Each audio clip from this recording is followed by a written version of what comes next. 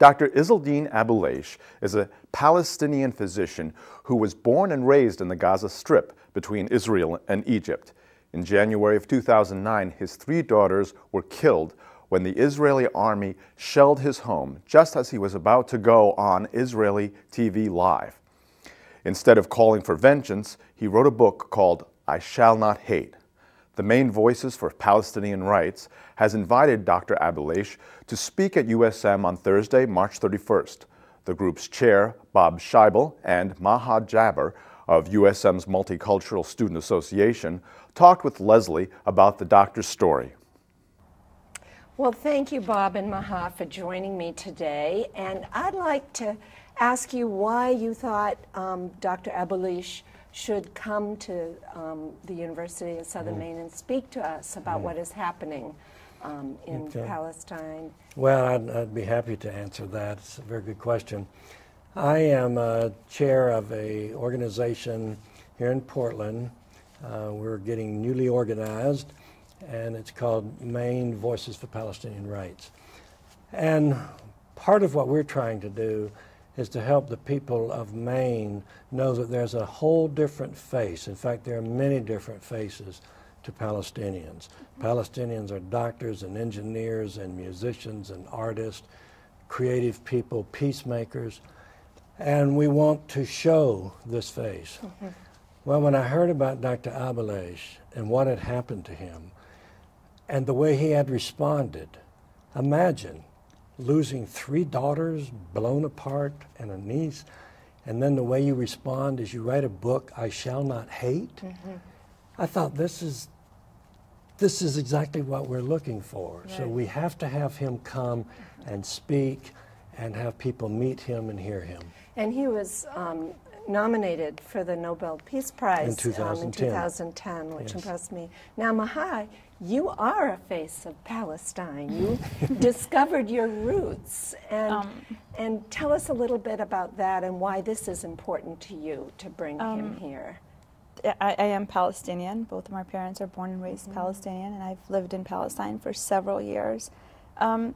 DrAbeulaish, actually, I don't want to get emotional now, but I was in Palestine during the Israeli war on Gaza, and I heard his cries of agony and despair as the story ran live on television. So I remember what it was like just to hear his story and to hear his pain. And just being Palestinian and just being human, you relate. You know, that's someone who lost 3 of his daughters, you know, and can speak of peace. I have 1 son, you know. I don't know if I could speak of peace if I lost my son, God forbid. So he's definitely a special character, you know, he's definitely a special person.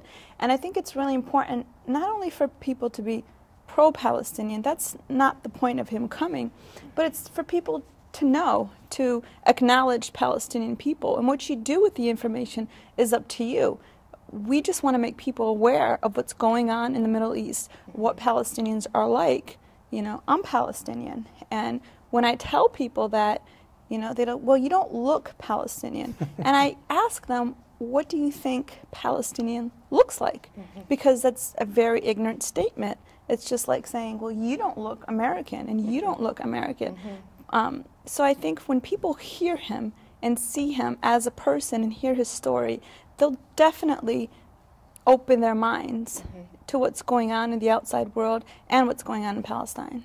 Well, reading a little bit about him, some of the things he said reminded me of Gandhi. Yes. And he talks about grassroots is the way to peace, to listen, to understand, to respect others. And I think it's quite beautiful the way he's presenting this.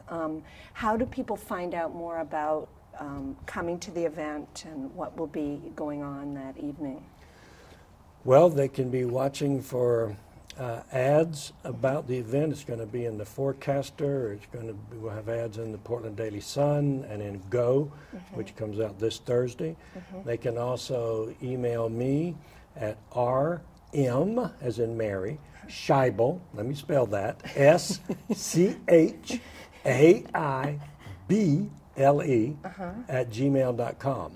Great. Is there a student organization that is working behind this as well? I know there are Amnesty International. There's a long list. We have 20 co-sponsors. Yeah. Well, I'm also a student of the Multicultural Student Association, and we're definitely sponsoring this event. You can get further information as well on USM's website and go to Multicultural Affairs. So we're very involved also and excited to have him. Well, I'm excited as well, and I shall be there. And thank you for joining me. Thank you for Thank having you us. for having us. Back to you, Tom.